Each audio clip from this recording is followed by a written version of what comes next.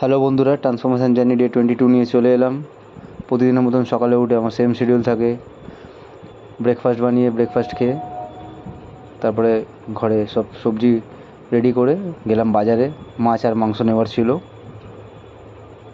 তো মাছ মাংস নিয়ে এসে ভালোভাবে ধুয়ে সবজিটা রেডি করে প্রি-ওয়ার্কআউট খেয়ে বেরিয়ে গেলাম জিমের দিকে।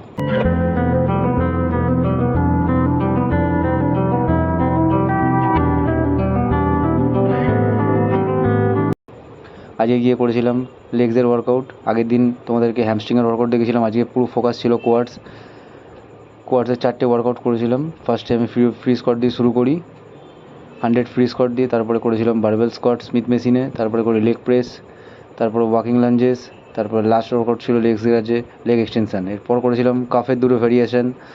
লেগসের দিয়ে আমি অ্যাপস ওয়ার্কআউট করি না, তাও আজকে একটু টাচ আপ দিয়ে দিয়েছিলাম। 4 সেট 20 রেপিটেশন নি ক্রাঞ্চেস করে নিয়েছিলাম। তারপর করি প্রতিদিনের মতন 15 মিনিট সাইক্লিং কার্ডিও, আর আফটার ডিনার প্রতিদিনের মতন 1 আওয়ার ওয়াকিং। বেসিক ওয়ার্কআউট আর বেসিক ডায়েটে ফোকাস করো সবসময়।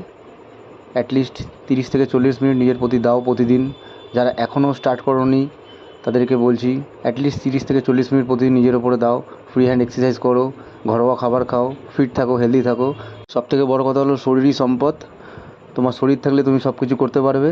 অ্যাটলিস্ট জিমে না গেলেও মাঠে যাও, হাঁটো, ফ্রি হ্যান্ড এক্সারসাইজ করো, স্ট্রেচিং করো, সুস্থ থাকো। আজকের মতন এইটুকুনি, দেখা হচ্ছে next video. Thank you for watching.